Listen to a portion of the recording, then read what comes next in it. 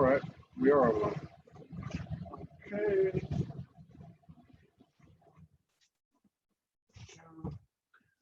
Hello, everybody. We're having a few problems. Seems like we're starting to get them worked out. So here we are. And sorry we didn't have an intro. I don't see anybody on though. Let's make sure this thing's working. Hang on. I'll pull you up in a second. Let's see. Oh yeah, we got a few people coming in. Uh-oh. Where's she at? She's not here yet. Okay, hang on. Let's see. Got it. 46. Okay. Try that. Sorry about this. Not our fault. Having some issues with our streaming software.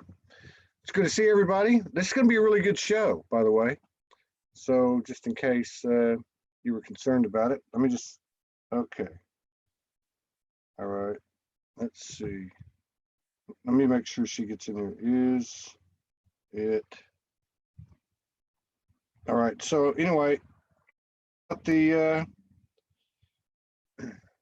oh, there she is. Okay, okay, so Lori's here. This is gonna be a great show. I'm gonna go in and share this real quick before I pull her up on screen.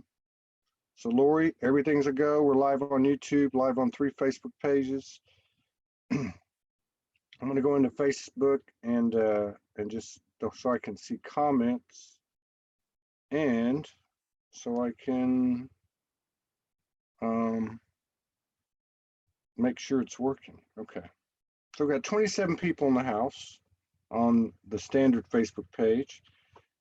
I'm going to share this out to some groups because we've been getting pushed down a lot, but we're thankful for the opportunity just to be able to broadcast regardless of what the vehicle for the broadcast is. This is fine. So we got 27 people on our, let's see here, problems everywhere in the world on the internet. Okay, let's see, 27 people on my page, 4 in the Soldier One Studios, 6 on the Soldier Group, and 6 on YouTube. YouTube's been exploding a lot. If you guys haven't subscribed to our channel there, we would appreciate it if you did, so that we can stay above all the algorithms and get our work out there a little bit more. All right, so we've got a really interesting lady coming on. She lives in Vancouver, Canada. Her name's Lori Payne. And she wrote me last year, and you know, for all those who would like to be on the show, please remember, you're probably better off not to send me a message because it ends up taking a year to get you on. Probably better off having Morgan write to Morgan. But we are pretty backed up, and it does take us a little while to get to people. But I kept her going for quite some time, but divine timing's perfect. Anyway, she's very interesting. She has a very interesting bio. I'm not going to read it, but we're going to talk about it. She's a she considers herself like a pain specialist, and she believes she was born with the name Payne for a reason, P-A-Y-N-E. She's also an advocate of cannabis for I would call sacred purposes, healing purposes, that type of thing. She said, do you have a problem if we talk about it? We don't have to. And I said, I have no problem with that at all. I'd much rather talk about healing and the opportunity that pain brings, shadows bring, than all this fear-mongering, junior high, bubblegum bullshit that has been all over the internet. So having said that, let's bring up Lori Payne. I probably left a few things out. And let's get the show started. We're going to have Rick Jewers on right after this. So stay tuned. All right, unmute. Okay, we're on. Hello, everybody, and Todd. Yeah, you're a natural. I thought you were nervous. Oh, I'm holding my Lemurian crystal just to stay grounded. Are you kidding? So, yeah, so I kind of went over everything. I was a little bit flustered because we had these problems trying to get on, but everything's cool now. Got about 60 people on now. Thank you. Yeah, thank you, universe. So I kind of went through your stuff really quick, but today, which I don't normally do, I don't normally talk to people before they come on the show, because I believe in the spontaneous, intuitive, creative, imaginative, and depending on what we're talking about or doing, courageous part of this whole equation. But I did go back and I thought, God, I remember her last year, and I remember reading something that you wrote, and I didn't remember it until Morgan said, as I was going out the door, you only got 5 minutes, go do your hair and get ready. And because you're going to be talking to one of my sisters, evidently. And I said, what are you talking about? She said, you showed me a post that she did. And you said she talks just like you. I don't remember the post, but I remember it was in regard to pain and your approach to pain, which was really kind of the way mine started 9 years ago. Pain became my friend. So anyway, that part of it, I read this message that you wrote me last year, and it was very humble. And you have never come out before, and you never come out to play before, but here you are now. Yes. And so it was very humble, and you were talking about you felt like you were getting called, and now you have been called. So we're going to talk about these things that you brought up in the message to me, and we're going to talk about cannabis. And I'll probably get in trouble. I'm kidding. But first of all, let's talk a little bit about your experience. You know, when did you wake up? Were you always okay? Go ahead. No, I wasn't. And I still don't feel woke up. Well, I had a Kundalini awakening 18 years ago. So that was like the bliss of my life. It was like finally I was out of pain. There was no more doubt. There was no more duality. I was in bliss, and I was shaking for like 2 months and couldn't eat or sleep. And my ex-husband wanted to throw me in the loony bin, and people thought I was nuts, but I was just in this divinity and this vibration that I could have launched off, no problem. I was a pranic healer at the time, and the whole community would just hold my hands just to get a charge from me. So, but then I crash landed to earth, and I got told that I was Callie, and I didn't even know who Callie was 18 years ago, but now I know who Callie is very well. The rage of my mother has been my path, and it's probably because I had a rageful mother as well. So of course that would have been the thing I judged the most.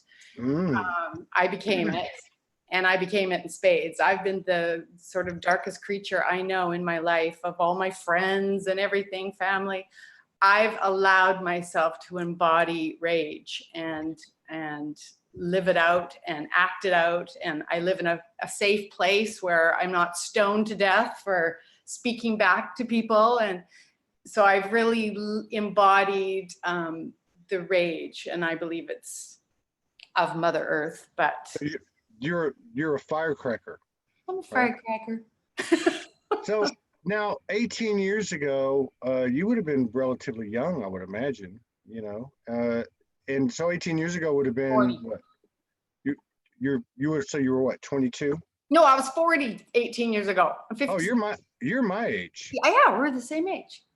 Yeah, you don't look it. I thought you Well, were there's a feature on Zoom where you can make all your wrinkles disappear. Have you found it yet? No. Can you see?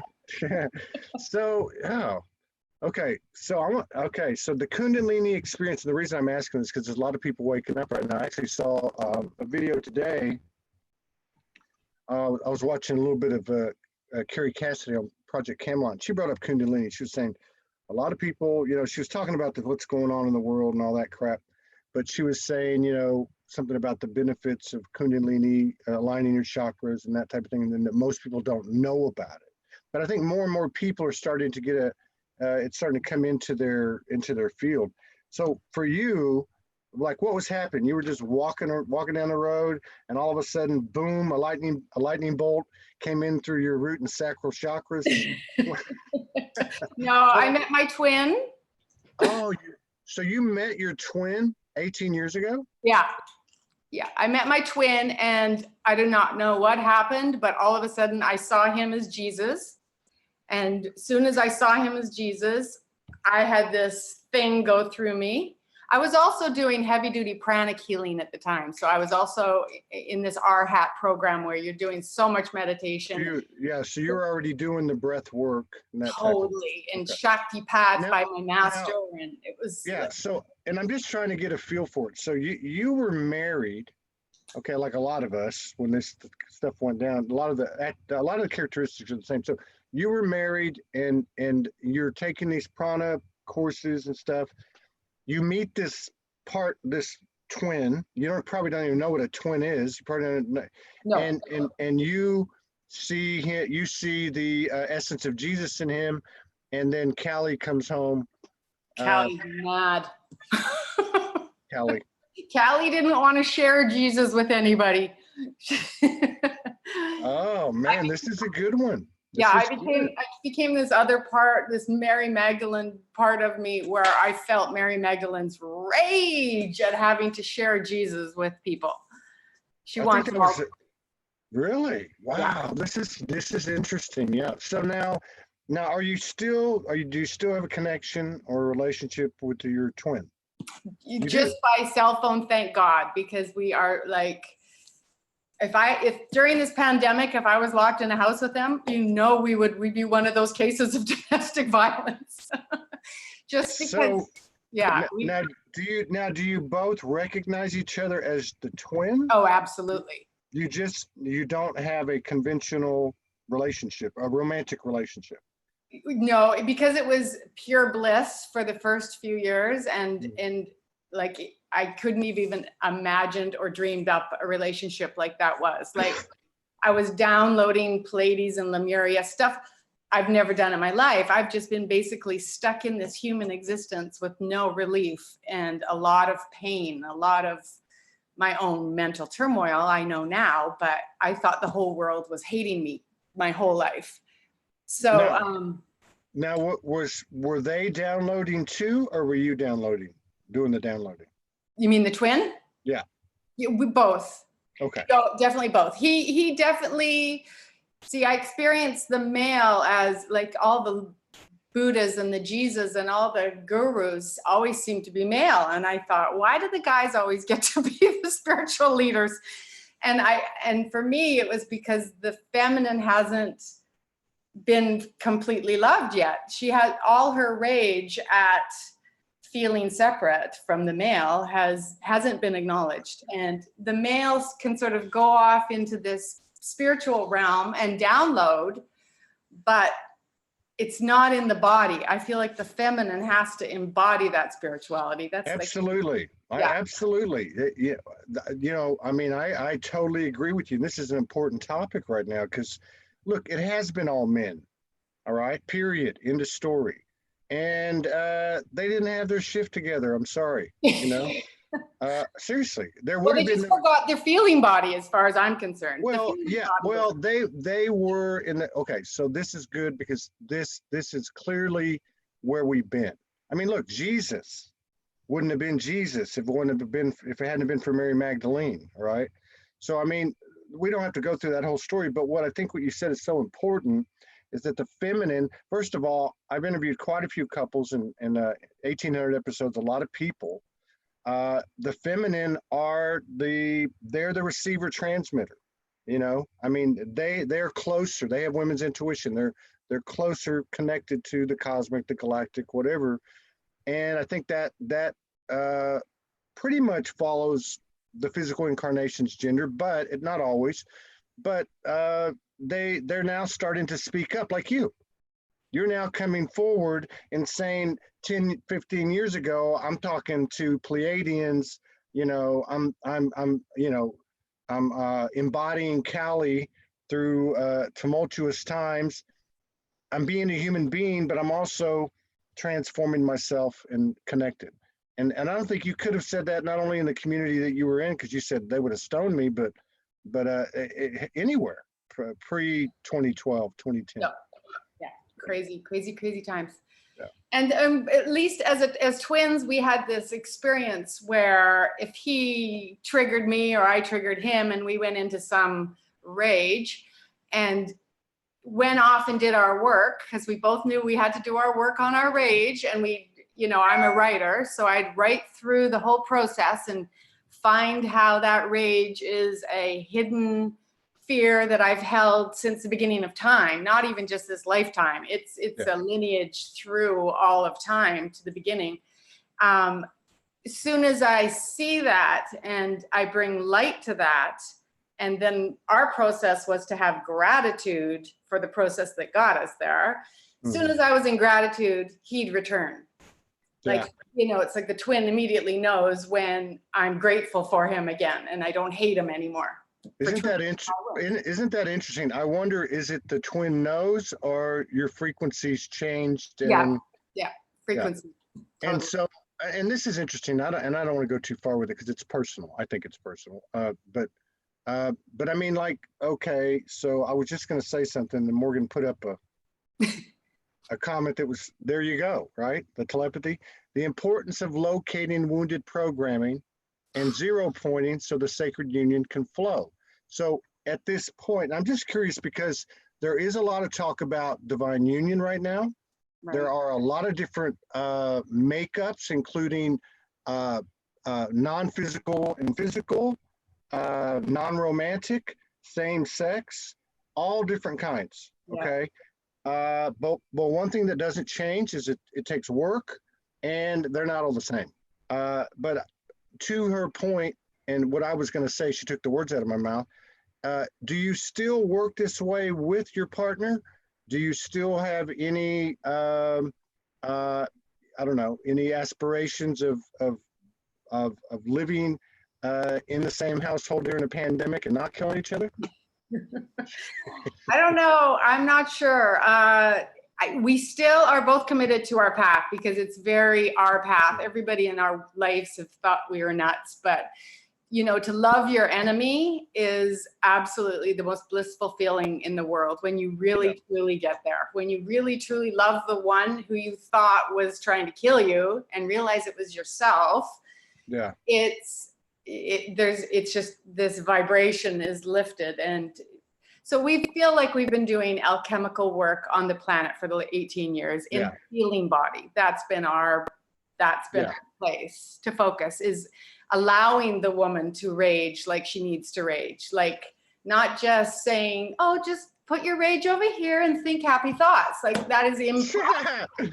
When you are Callie, that is impossible. And it doesn't matter what male guru has told me that I should be kind and loving. Oh, fuck that shit. It hasn't been my way. It just hasn't been my way.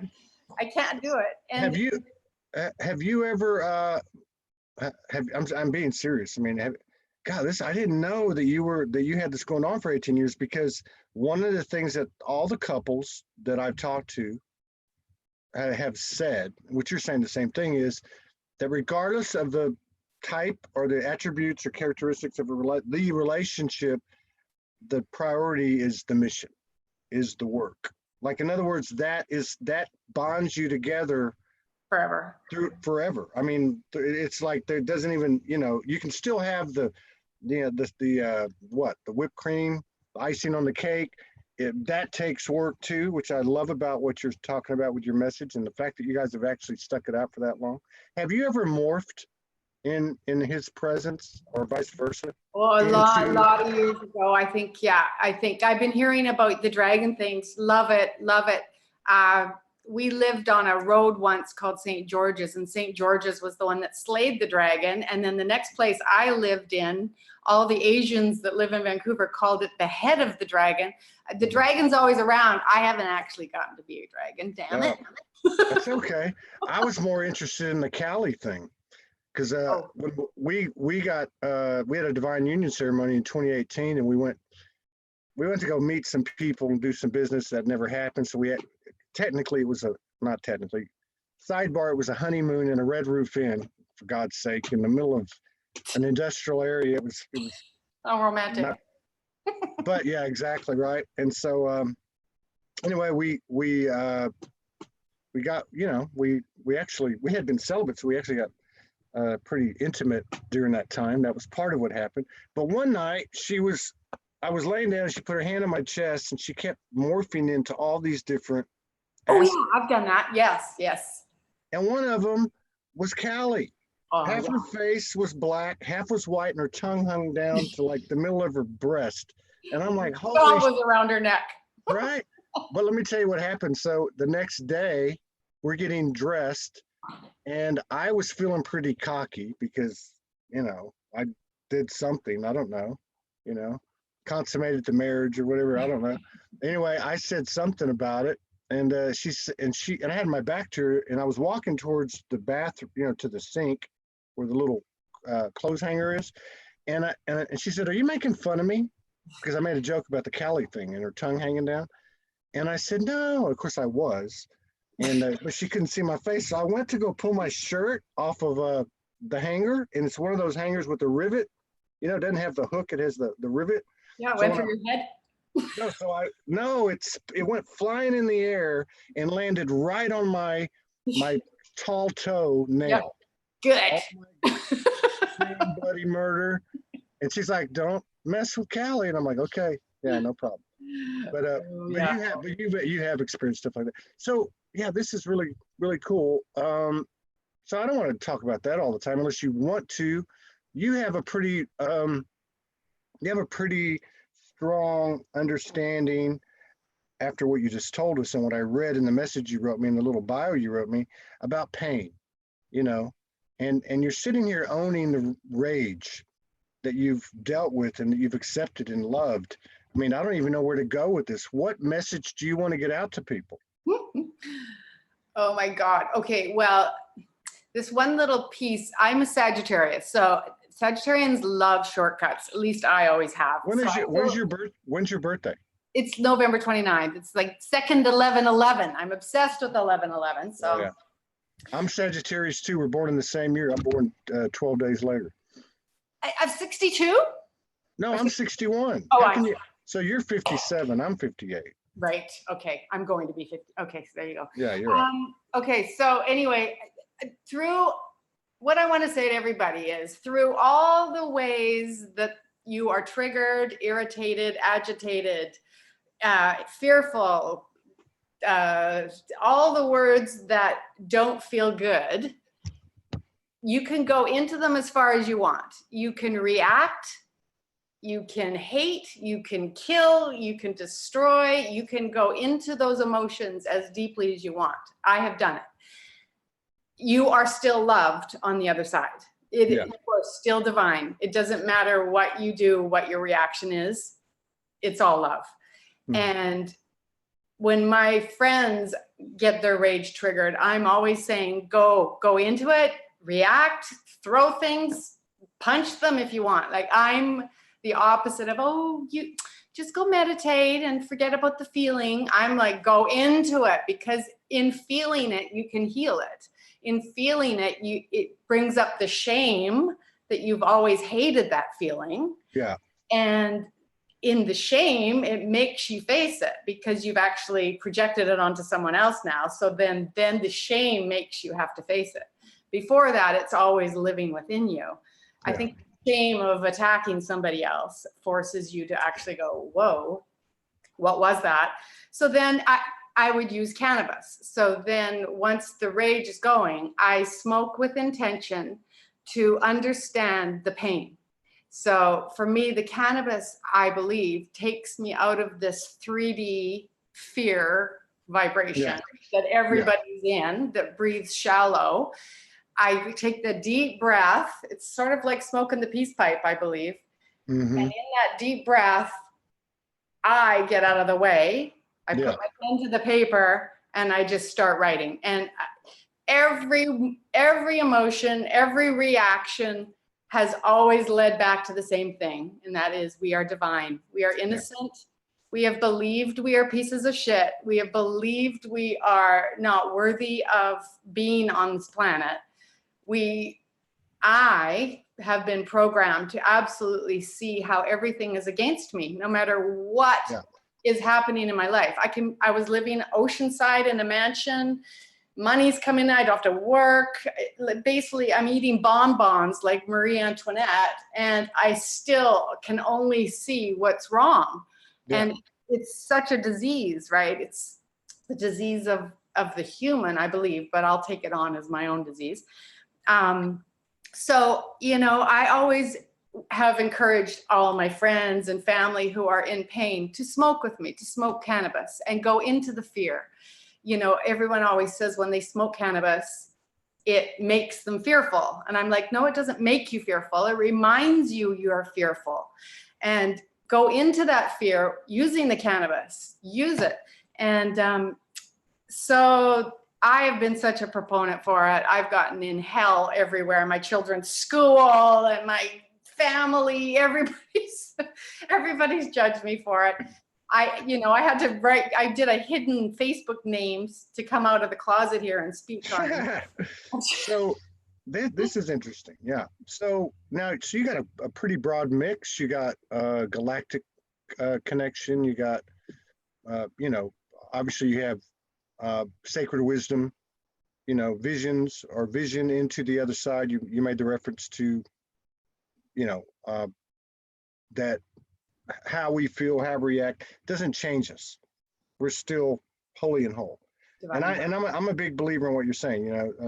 Our hashtags, I am soul, and the second one is the human is the hero.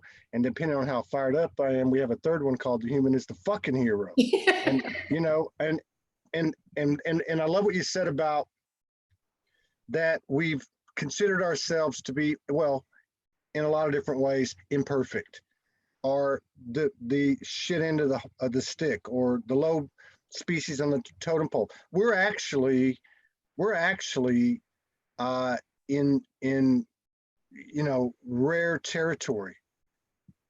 And I'm picking this up from my own stuff, from the people I've talked to on this show, channelers, downloaders, transmitters, and you can just feel it. I mean, think about it. You talk about the Marie Antoinette eating the bonbons by the ocean side. We were all up there, for lack of a better description. We were holy and whole. We were chilling, having martinis in the cosmic bar that looks like Star Wars and whatever. And decided to come down here. And everyone that I've talked to, including Franco Di Nicola, a fellow Canadian who I really respect his intel, we knew what we were getting into, but we didn't know. Okay, so we actually came into an extreme polarity and then have that free will, which we think is a positive thing, which I guess when you get on the other side of it, it is. But we're incredible. We are incredible, divine, multidimensional, supernatural beings. And the crazy thing is, it's through this, what we might consider mundane work, that actually expands us and expands what has made us, the universe, dimensions, timelines. The stuff that you're talking about, is there anything, I mean, you've had activations, you've had transmissions, communications from galactic, angelic, et cetera, is there anything, and I'm not trying to give you a leading question, but is there anything that has been more expansive than the work you do to love your own shadow, find your own shadow, integrate? Is there anything more? My writing is in my everything. My writing is my connection to God and the divine. So I can be locked in a jail cell for the rest of my life. It doesn't really matter as long as I have a pen. Yeah. Because I have to, it's a pathway to get through the crazy programming of the human density and all the thoughts and what all the thoughts mean. And for me, it's the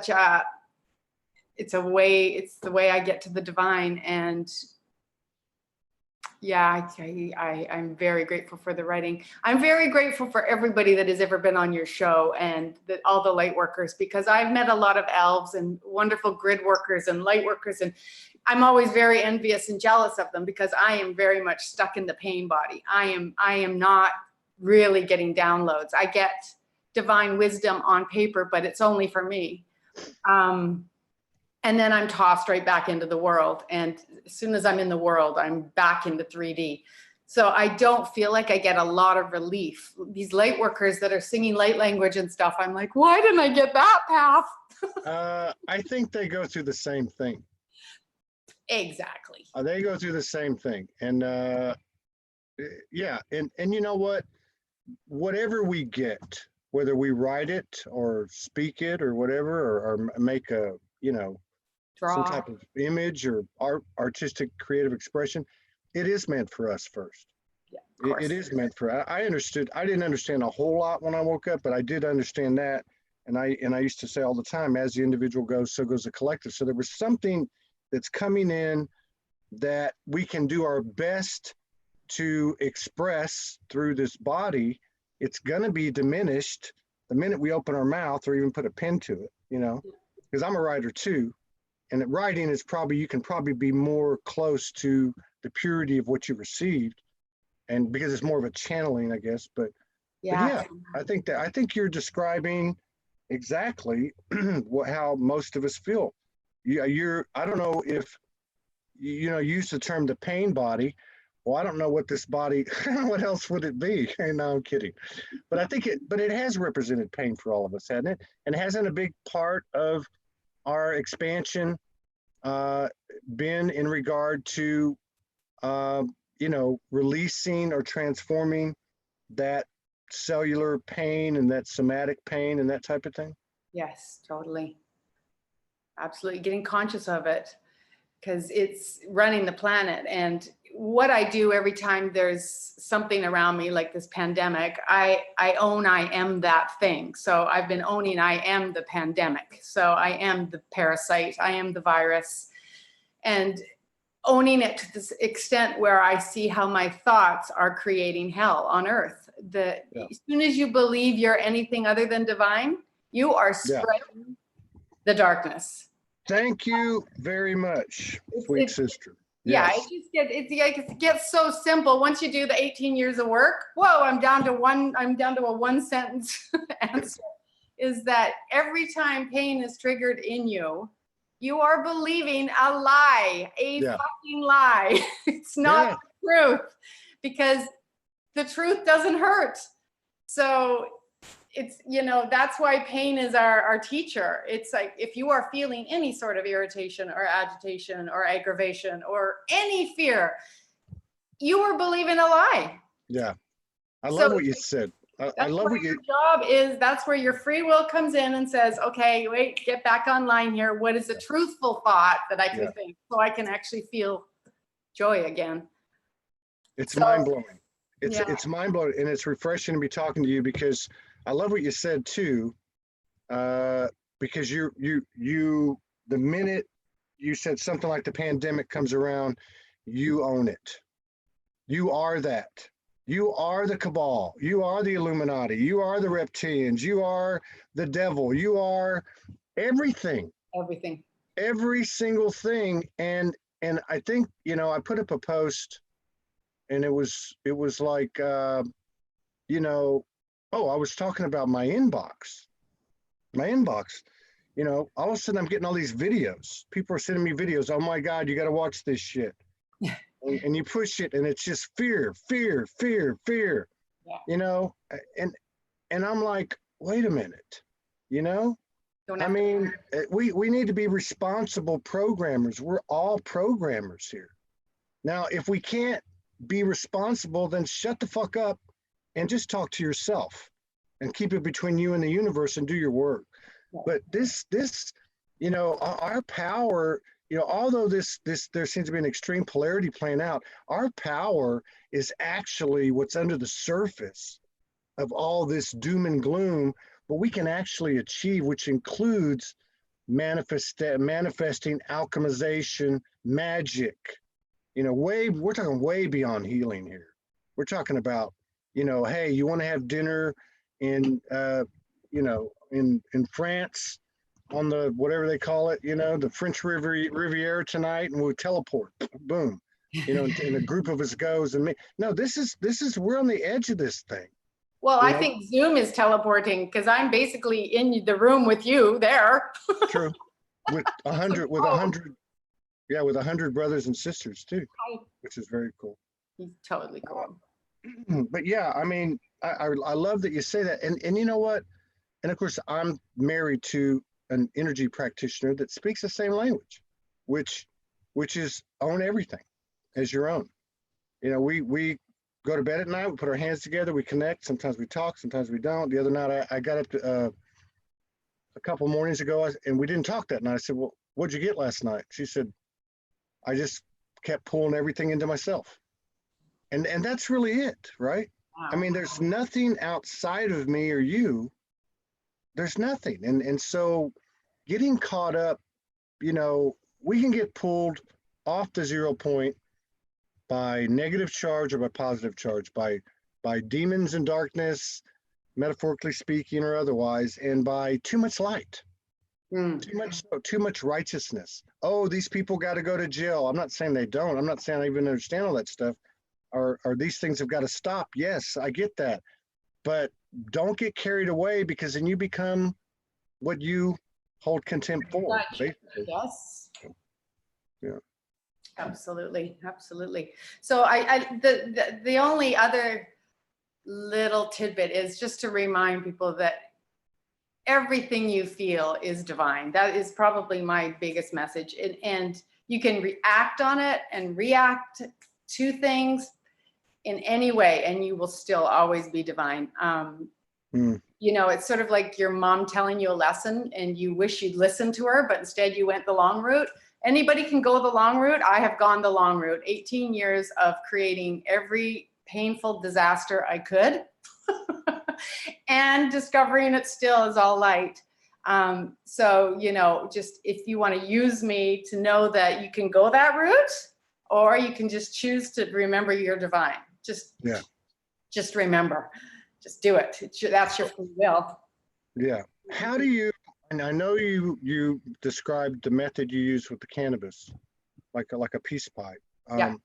But in turn, because you're doing it with intent, it doesn't matter what vehicle it is. It could be anything. It could be bonbons, right? It could be anything. Yeah, exactly. But can you kind of walk me through what goes on here? Like, I know Morgan's process, Yeah. like when you take in that uncomfortableness or that pain or whatever you want to call it, whatever makes you uncomfortable, can you just kind of walk me through what happens inside your head? Wow, sure. Okay, let's think. So if I have to go out in the world, I'm an empath. So I come back with everybody's fears into my home. And so I have to, this daily ritual of writing is so important to me, just to try to get back to center. So I have to get all my chores done, because my mind has to start to clear. And then I grab the pipe and I fill it with the herb, and then I do a prayer. It's a prayer. It's an intention, but it's in a prayer. And it's usually, what do I need to remember? That's usually my line. What do I need to remember? And then I just take in the smoke and I allow whatever's blocking me from remembering the truth to exhale with the smoke. And then I just sit with the pen and I put it on the paper, and I'm not there. I'm not there writing. The pen is moving basically. Yeah. And that's the miracle for me, because I don't get a lot of relief from, I call it a pain body, because it's the pain of my thoughts. My thoughts are so all encompassing all day long that it's my one reprieve and relief. And because I've had the Kundalini awakening 18 years ago, I have something I'm sort of aiming to get back to. You know what I mean? I've heard that. Yeah, I've heard that. It's like I'm trying to get back to that, which I already had, but because it was pure bliss. I mean, no doubt.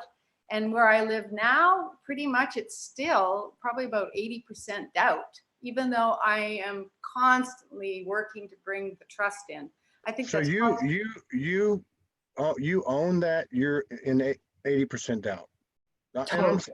And I think that's fantastic. Good. Well, I think it's fantastic, because this yogi guru stuff has fallen flat, and you're watching it happen. If you observe, like if I sit in this chair with what I do, and I observe, in the feeds, YouTube, whatever, I see where it's fallen flat, and I see where people are struggling with it. I see people transforming too.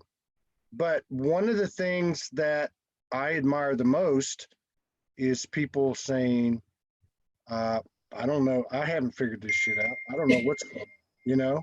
Yeah. The more I know, the less I know, you know? I mean, and I think there's a lot to be said for that. I mean, this pandemic almost is giving me a bit of freedom because everybody else is finally owning their fear. Yeah. Everybody's stuck at home. They don't have their identity of their job. They don't have they have to face their wife and their children finally, or whatever, whoever it is. And that's going to bring up all their fears. I'm in a place of, I think I'm getting a little more relief because I don't have to embody the planet's fears so much. Yeah. Everybody sharing it finally. I look at it as I think it's great that everybody's finally having to face their fears. I mean, I told them to just do it with marijuana, but no, did anyone listen? So well, different strokes. Exactly. You know? I mean, you know, because I've done it. I have my ways of doing it. I don't do them anymore, but I wouldn't recommend them to other people. But but I love what you said too about this situation. You know what? It's a fucking opportunity, man. It's the greatest opportunity. We should all be excited about what's going on right now. You know, we had made a decision. We're not going to talk about this on these shows, but it got to, and we don't really talk about it that much. We talk about it in this way. But because it's so there, you almost can't avoid it, you know. But Morgan was kind of funny when this happened. We didn't put it out. I told her she should put a meme out. She goes, "It's kind of funny. It's like, you know, everybody went out and bought toilet paper. They would just stop and think about what message God and the universe or whatever is sending with that energetic reality. Look at your own shit, you know." Well, and it's because they're shitting themselves. It's their terror has been evoked, right? So, and you know, during my whole journey, I have been around a zillion light workers because I've been in pranic healing communities and meditation and groups and weekend workshops and all that. Everyone always wanted me to change my name. They're like, "Oh, you're in pain and suffering because of your name." And I'd go, "No, I gotta love my name." And I didn't realize it was gonna take me on a journey to love all the pain of the planet. But for me, we are scared of pain. Everybody is. We're taught it very young. We don't like it. We want to run from it. We want to hide it. We want to drink and obliterate it or zombie out to the TV. I understand everybody's running from pain. It isn't an easy experience to face it. But once you do, you are liberated more and more. Your vibration gets higher and higher as you have faced these fears and you have no more things to fear. Then you almost welcome pain. You almost say, "Come here, teacher, show me where I'm still of a lower vibration, where I'm still stuck in density. Show me where it is." You know, when the planet can truly say that to pain, you know, bring it on. I love you. That for me is when the planet will shift. It's because we won't fear pain anymore. We will know it's a teacher. We will know it's our great leader. Yeah, I didn't understand that when I met Morgan. You know, she's a shadow chaser and a shadow eater.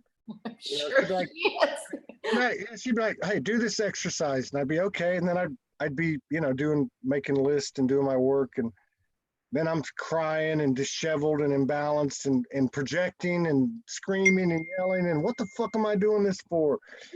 And she'd say, "This is great. This is fantastic. This is exactly." But she was right. And now I know, like now, I would tell her, "Hey, you know, I'm confused." She'd say, "Perfect." Like, you know, that's coming off of that. I got this. I got it, man. I got this. All figured out. We ain't got nothing, man. All we got is right now. That's it.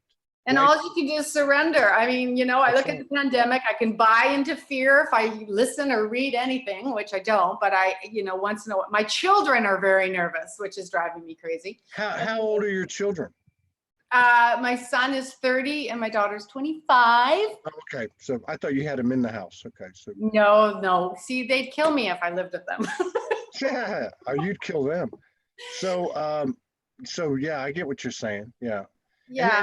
And that's interesting too. Yeah, because like we walked out to the street last night, and a neighbor was out there, And it really gave me some perspective, because I can tend to be kind of like, this is my world, this is my universe, uh, and I probably, you know, could think about others more, and I've learned to do that. I think, especially with Morgan, you know, but You're thinking about the whole planet all day long. You're doing these right, shows.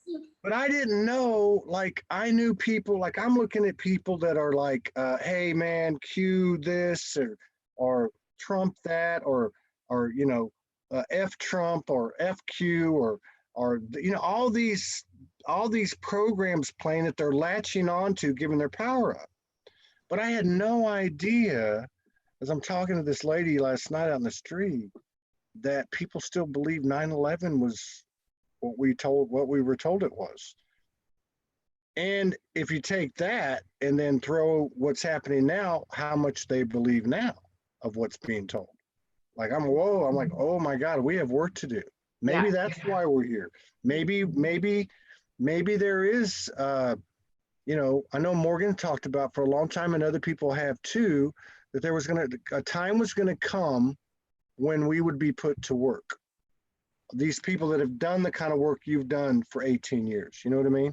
Yeah. There would come a time when because these people would have, you know, such a light around them, an illumination, an emanation, that people would be like, hey, you know, and I'm starting to actually see some of this, because people were saying, oh, I heard from my sister, and she, you know, called me crazy all these years. She goes, oh, you were right. Can you believe these bastards are doing this stuff, you know? And you know what I mean? So I think there's a level of waking up that that it's not going to be stopped. True. Absolutely. And everyone's fear provoked by Trump. For me, I mean, I don't know American politics, but I do know Trump is a character, and I know that he provokes a lot of feelings. And for me, that's a good thing. Sure it is. I mean, to make everybody realize they're racist, I mean, that's a good thing. You got to get it out in the open if you're going to heal it. And, you know, now I think he calls the epidemic China epidemic or something. I mean, my family was raised fearful of China. I mean, my mom and dad are in their 90s, and they definitely programmed me to fear China. So, I mean, that's got to be a universal fear.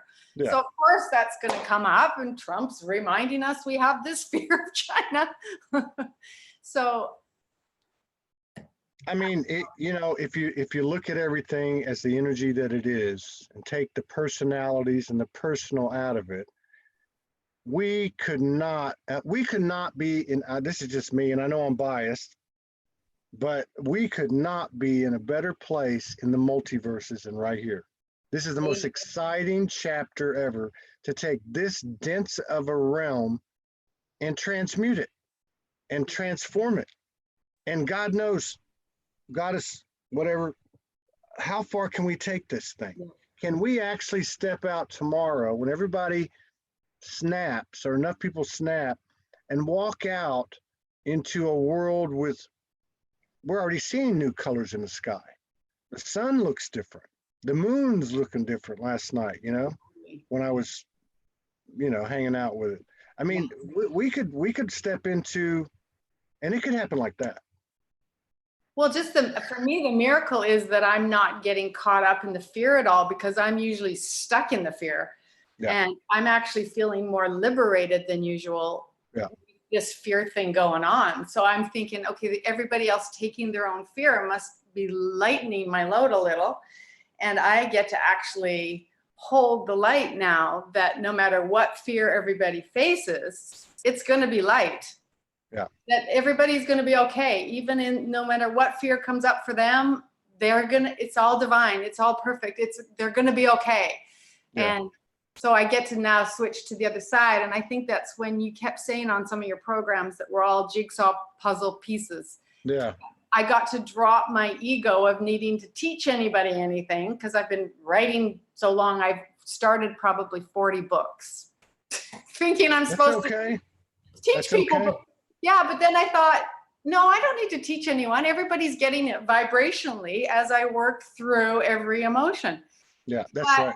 Yeah, but then when you said everyone's a jigsaw puzzle piece, I thought, okay, Lori, just come out, say something, just whatever, just speak, and that can be it. You Yeah, know? but you said something that needs to be restated. We're trying to gauge our power, our achievement by 3D measurements. And I've learned this too, like from being around Morgan, because and we're other people, but obviously I spend a lot of time with her, and she's a practitioner, and she anchors in like a lot of women do, like you do, and have done for many, many years. But that work that they do when they anchor in through their personal transformation and the personal elevation of love in their own field of things that they fear and that the pain, right, is serving the entire realm. That's the real work. That's the real work. And so, and I listened to her, I have to use her as an example. I have to keep doing this, but the work she does, like the practitioner work she does with people, it is important. I've seen it. Some people use it. I've used it. It worked very well for me. It pulled my head out of my ass, okay, to things I didn't know about. And I've seen it work with other people. I've seen other people not use it, okay? But what I have seen is the practitioner herself use it. And that is where the actual power of it is. The repercussions, or the rippling of that energy being anchored, does have some human machination to it, like, hey, let's have a session, but the real power of it is anchoring that stuff in through the inner world, which is what you've done, and many, many women have done and have been in the background for many, many years. Gonna damn cry. Thanks, Todd. But well, believe me, I learned this from her. Like, there's certain things I love what you said at the beginning about the men, the teachers, and all that, and how they they had this knowledge. Like, everybody can connect up here. Yeah. And they credit. But to actually pull that into your body, Morgan told me for years, she'd say, oh, you this, and you get this intuitively, and you get that. I'm like, yeah, I got that. I don't need to do that. I don't need to do that. I don't have any shadow. What are you talking about? But she used to say to me, nothing matters until you embody it. And I swear, I've said this before, but I think it's important. I spent 2 years, every month, a few weeks, I'd say, what the hell does that mean? Yeah. And eventually I got it, and along with it, the power that it injects into this holy grid that we all comprise. This is our gift to the universe. Totally. And you guys are leading the way. Totally. Yeah. Loving the earth up one emotion at a time. Do you think more women are going to step up now? I don't think it's a coincidence that you are stepping up now, and there have seen other women doing it too, but I think more. I don't know. I'm not sure. Yeah, I don't know what's going on, because even within my groups of friends, of girls, there's not many working to face their fears. They're still running. They're still trying to run away. And I just think we're all going to be forced to face ourselves. And that'll be good. It'll be good in the end. And after all, that is the definition of apocalypse, right? The unveiling. Yeah, you better like yourself. That's the only thing. You're the one that's left with you in your dying moment. So you better like yourself. We were talking about this today. We were talking about some of the stuff that we're observing in ourselves and in others. We're saying, like, this is interesting. We do this. This is our lifestyle. And well, they're your teachers, yeah. Yeah, and the thing is, and I was telling her, I said, I remember 8-9 years ago when I got lit, and I started having these experiences with disincarnated souls, mostly teenage children, right, that had passed, and then they would say, go talk to my mother or whatever. And Wow. and so like but I remember hearing from the universe the term faithquake, Hmm. like having like doubting to the point of a earthquake in your field, and that's what I see. Like, look, do you believe that you're divine and eternal or not? Because if you believe it, what the fuck are you worried about? Let's ball, you know? And if you don't believe it, okay, and if you get right down to it, none of us really know. But what we do know is there's something to this quantum thing. And what is the basis of the quantum equation is what I'm looking at comes here, and then I spit something out, and that becomes reality. Yeah. So how do we know that our very thoughts that we're carrying forward aren't what make the difference, and not going out there and fighting and rebelling and marching and boycotting, you know, and just handling our stuff the way you and Morgan and many of these divine feminines have, because that's the truth. And there's some men out there too that have done it, but mostly it's been the women. Mm-hmm. Wow, because we want to have this heaven on earth, and to have a heaven on earth, you've got to bring all that divine wisdom that's sort of, for me, the masculine, the spirit. Yeah, we have to bring it through the body. And the Earth Mother has been as rageful at all of us, all of her children, as we are mad at the earth too. So there's rage both ways that has to be acknowledged. I mean, we're mad she brought us here, and she's mad at us for never being happy. So there's just rage everywhere. I mean, we're so mad at God. God's mad at us. I mean, until all that darkness is acknowledged. And that's that's another perfect one too. I believe so much of this stuff it can be laid out in such simple statements, but the truth is, I love what you said about, you know, and I know it's somewhat metaphoric. You know, God's mad at us, we're mad at God. The earth's mad at us, we're mad at the earth for making us come. But the fact is, and I know it sounds cliche and new ages, but you either are or you're not. I am that. I am that. That means I'm everything. So if I start hating on something or projecting on something or resisting or whatever, I'm basically my own worst enemy. You're cutting yourself off from the divine more and more with every thought. If you do that, yeah, separating right. more and more. So now, do you have a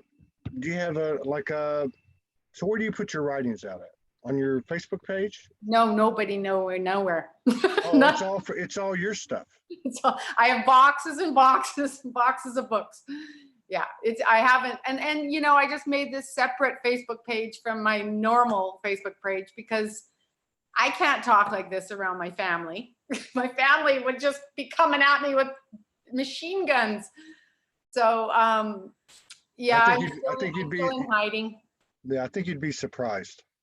Yeah. And I say that because I know a lot of people that had two accounts. And over time, they're like, you know what? I'm done. Emergent. But you know, I do think because most of us here are outcast. That was part of the makeup. The rebels, the revolutionaries. The rogue frequency, as my friend from Vancouver says. Do you know Hung Nguyen? No. Vancouver. Are you in Vancouver? I am. I have to introduce you to her. She's incredible. Fun. She's absolutely incredible. And she is a dragon master. She's Vietnamese, and a great story behind that. And she's guest host a couple times here. Oh, but fun. she's really tight with us. Yeah, she's very, very cool. In fact, we were up in northern Washington near Mount Adams, and she went to go shopping with her friend one day, and this would have been like in September or October. Back when we were allowed to cross the border. Yes. So she's in Vancouver, 4.5 hours away, and she goes out to her car to put the key in. The dragons came and said, "You need to go see Todd Morgan." So she drove, and we hung out with her overnight. Wow. But yeah, I'll introduce you to her. There's a lot of good people over there. Love to have you back sometime. Thank you, Todd. I'm glad we got this out. And thank you for your work. Oh my God. Bravo. Yeah. Well, I'm only half of it. So I just have to show up and sit in the chair. But Oh, I you're appreciate right. it. You have to make people comfortable. That's a big job. So, and if you and your twin would like to come on and have an interesting conversation, that would be fun.